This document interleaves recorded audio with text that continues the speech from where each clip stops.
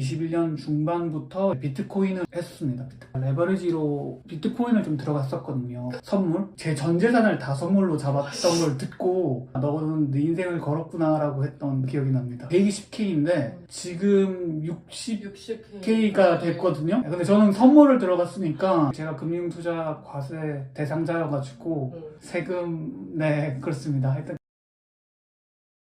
안녕하세요. 오늘은 제가 운영하고 있는 투자 모임인 자본주의 클럽에 실제로 참여하고 있는 분을 모셔봤습니다. 편의상 뭐라고 부를까요? 병PD 병PD님? 병PD님, 오케이, 알겠습니다. PD 출신이시니까 또. 네. 저희 모임에 어떤 사람들이 있는지, 돈 얘기 진짜 편안하게 하고 있는지 궁금하실 것 같아서 직접 물어보는 시간을 가져보려고 합니다. 너무 각 잡고 인터뷰하는 느낌은 아니고 그냥 편하게 이야기 나눈다고 생각해 주시면 될 것 같습니다. 간단하게 자기소개 한번 부탁드려보겠습니다. 네, 안녕하세요. 나이는 86년생이고 지금 하고 있는 전업투자 1입니다. 전업투자자시고 투자 시작하신 지 얼마나 되셨나요? 투자는 21년부터 하였고요. 전업투자는 24년 하반기부터 지금까지 하고 있습니다. 투자가 잘 맞으셔서 전업투자자로 전향하신 케이스이신가 보네요. 네, 그렇습니다. 저 같은 경우는. 부럽습니다. 지금 하고 있는 투자가 어떤 게 있으신지 말씀 한번 부탁드릴게요. 지금은 나스닥이랑 국장 하고 있습니다. 국장 시작하셨어요? 국장은 사실 배당주 위주로 좀 모아가고 있습니다. 건보료 문제가 있어가지고 네. 전업투자자의 고민이에요? 네, 전업투자자분과 축하드립니다. 네. 그래서 국장도 조금 하고는 있습니다. 네. 그럼 비중 나누자면 한 어느 정도 되나요? 만약 미국 주식이랑 국내 주식 일단 다 합친다고 쳤을 때 그냥 일반 투자는 한 20% 정도 하고 배당주 투자는 한 80% 정도 하고 있습니다. 맨 처음에 했던 투자가 어떤 거셨어요? 맨 처음 했던 투자는 21년도 초반쯤에 작은 돈으로 국장을 시작했었는데 투자다운 투자를 했던 거는 21년 중반부터 비트코인을 했습니다. 비트코인을. 네. 제일 어렵다는 코인 투자를 처음으로 제대로 시작하신? 저는 사실 그거를 처음 해가지고 돌이켜보면 모든 포커스가 다 거기에 맞춰져 있어가지고 강심장으로 크셨네요. 네, 지금 돌이켜보면 그랬던 것 같아요. 지금 했던 투자 중에서 이거 제일 잘했다 싶은 거 하나 말씀해 주신다면? 결과론적으로 좀 제일 잘 됐던 건데 이제 제가 24년도 11월 그 미국 대선 트럼프가 당선될 때 제가 레버리지로 비트코인을 좀 들어갔었거든요. 선물. 그게 좀 잘 되었던 것 같습니다. 솔직히 말씀드리면 그때 어떤 생각을 했었냐면 왜 사람들이 아무도 비트코인을 안 사지?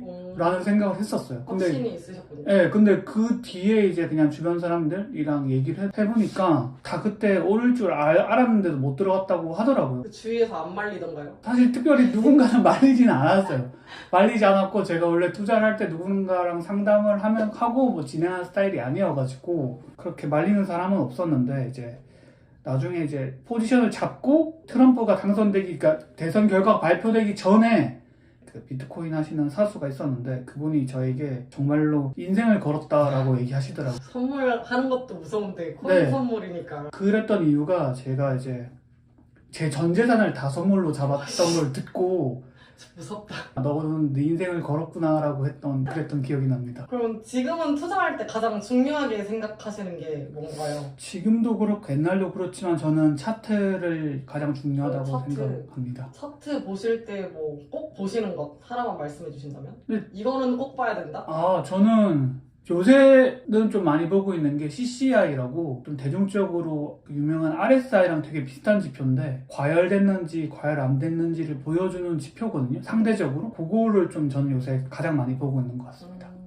수익률이랑 안정성 중에서 본인은 어느 쪽이 더 가까운지? 저는 지금은 이제 리스크를 도전할 때가 아니라고 생각을 해서 이제 수익률보다는 안정성이라고 생각합니다. 왜 결혼도 안 하셨는데?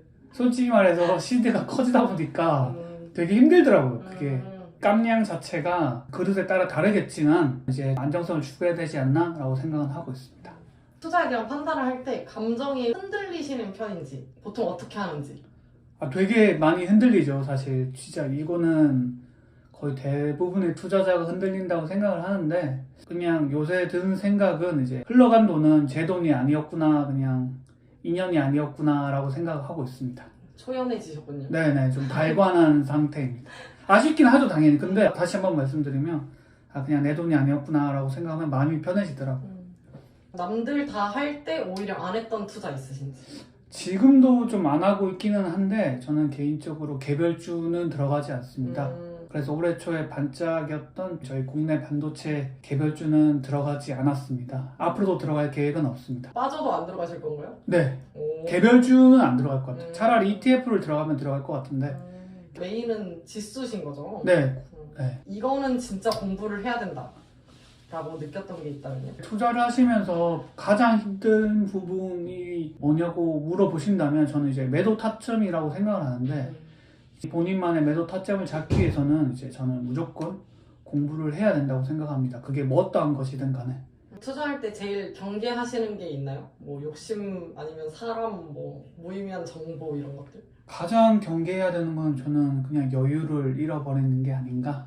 내 마음의 여유. 네, 그러니까 조급해지는 거. 네, 그러면 이제 거기서부터 이제 뇌동매매라고 하죠.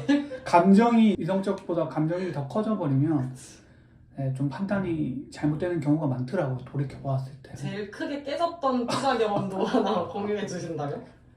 아, 좀 슬픈 얘기고 지금도 좀 기분이 좋지는 않지만 작년 10월 초쯤에 비트코인이 아시는 분들은 아실 거예요. 전고점을 이제 돌파했거든요. 그때 이제 저는 24년 11월처럼 올인을 했다가 물론 지금까지 가지고 있지는 않습니다. 다행히 저는 손절을 2월 초 기준으로 1월쯤에 손절을 하긴 했었는데 잘 나오셨네요.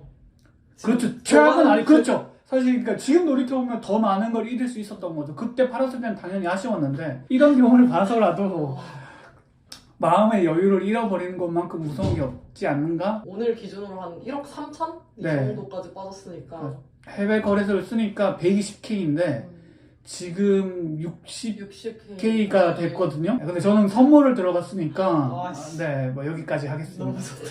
네. 덜덜덜. 네. 실패 이후에 투자 방식이 바뀐 게 있다면 얼마 안 되셨지만 아무리 차트가 좋아 보여도 분할로 매수하자. 투자 결정하기 전에 꼭 거치는 루틴 같은 게 따로 있다면? 특별히 루틴 같은 건 없는데 너무 이제 장 초반 한 30분 같은 경우는 좀 변동성이 심하니까 그때는 들어가지 않고 조금은 관망하고 들어가고 있습니다. 크게 잃은 이후 가장 크게 배운 한 가지. 욕심을 버리고 분할 매수를 하자. 10%만 벌어도 정말 충분히 많이 번 거라고 생각하거든요. 시드가 커져서 10%. 네, 솔직히 뭐 그렇게 말씀드릴 수 있습니다. 시드가 작으면 만약에 저도 과거로 돌아갔으면 또 크게 또 선물했겠죠. 네. 잃는 거 아니에요? 잃을 수도 있는데 지금은 뭐 들어가지 않는 걸로 결론 내렸습니다. 모임에 처음에 어떻게 나오게 되셨는지. 저 같은 경우는 이제 프레발이라는 모임에서 이제 소개를 통해서 여기 자본주의 클럽에 참가하게 되었고요. 참가하게 된 이유는 저는 실천적으로 뭔가를 해야 되는 게 되게 좋았어요. 경제 모임을 하다 보면 나쁘게 말하면 추상적으로 들릴 수 있는 뚱그름 잡는 얘기만 하는 경우가 많은데 여기서 미션 같은 걸 하다 보면 분석도 하게 되고 아무래도 결국 하게 되더라고요. 그런 측면이 저는 좀 좋았던 것 같습니다. 또 내가 하겠다고 선언을 했으니까 뭔가 그쵸. 해야 될 것 같고. 기든 아니든 그거를 해야 되니까 뭔가 고민을 하고 선택을 하는 것 같습니다. 처음 왔을 때 기억나시는 분위기나 뭔가 기대했던 거랑 또 다른 점이 있었는지.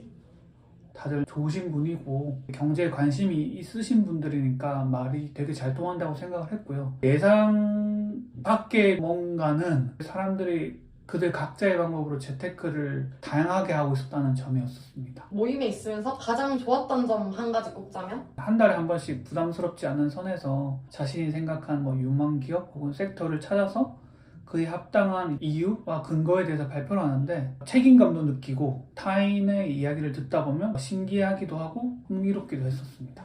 방산주에 대해서 관심 많으신 분들의 얘기를 좀 들었었는데 전 관심이 없어서 크게 신경을 안 쓰고 있었는데 찾아보니까 이게 한배 지수 추종 ETF임에도 불구하고 작년에 TQQQ보다 더 많이 올랐더라고요. 그래서 그때 좀 많이 놀랐어요. 아, 진짜 세상은 넓고 투자할 곳은 많다라는 생각을 ETF로 했어요. 40%? 그러니까 그것도 한 배인데 두 배도 아니고 TQQQ가 33%인데 그쵸. 혼자 계속 투자 결정하고 하셨었으니까 모임 나오고 나서 달라진 게 있다면? 이렇게 혼자 투자를 하다 보면 아무래도 시야가 좀 좁아지는 경향이 있는데 투자 모임에 나오게 되면 세상을 바라보는 눈이 좀 커진다라고 할까요? 시야가 트인다는 생각이 들고요. 제가 얻을 수 있는 정보의 양이 늘어나는 만큼 저에게 또 다른 기회가 온다는 게 아닐까 싶습니다. 자본주의 클럽은 어떤 사람들한테 잘 맞을 것 같은지. 뭐 운전을 잘하기 위해서는 운전대를 잡아야 되고 노래를 잘 부르기 위해서는 마이크를 잡아야 하듯이 이제 주식을 잘하기 위해서는 결국 투자를 직접 해봐야 되는데 생각보다 망설이는 분들이 많더라고요. 여기 와서 사람들이랑 얘기를 하고 한 달에 한 번씩 미션을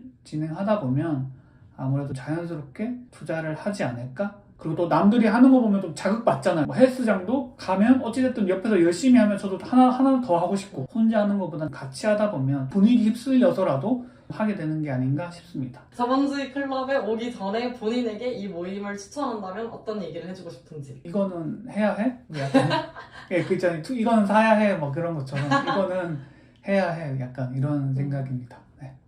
돈 얘기를 편하게 할 수 있는 사람들이 주위에 생각보다 잘 없잖아요. 그래서 그런 게 왜 중요하다고 생각하시는지. 투자하는데 이제 조급한 것만큼 위험한 게 없는데 혼자서 갇혀서 생각을 하다 보면 분명히 답답해지고 성급해지는 순간이 있더라고요. 그럴 때일수록 편하게 이야기할 수 있는 사람이 있다면 조금이라도 더 도움이 되지 않을까. 마지막으로 이 영상을 보고 있는 분들께 한마디 해주신다면? 예전에 구교환 배우 인터뷰에서 본 게 있거든요. 네, 여러분 실천하는 삶을 삽시다 라고. 뭐라도 해야 된다. 투자든 영화든 운동이든 결국 실천을 하지 않으면 얻는 게 없으니까 네, 여러분 실천하는 삶을 삽시다. 나도 투자를 하고 있는데 얘기를 할 데가 없다. 같이 의논할 사람이 없다. 이런 생각이 들었다면 이 모임이 잘 맞을 것 같습니다. 사람들을 같이 만나서 생각을 듣고 같이 고민을 하면서 하는 투자. 저희 자본주의 클럽에서 진행하고 있으니까요. 관심 있으시면 아래 링크에서 한 번만 확인해 주시면 감사드리겠습니다. 그럼 다음 영상에서 만나요. 안녕.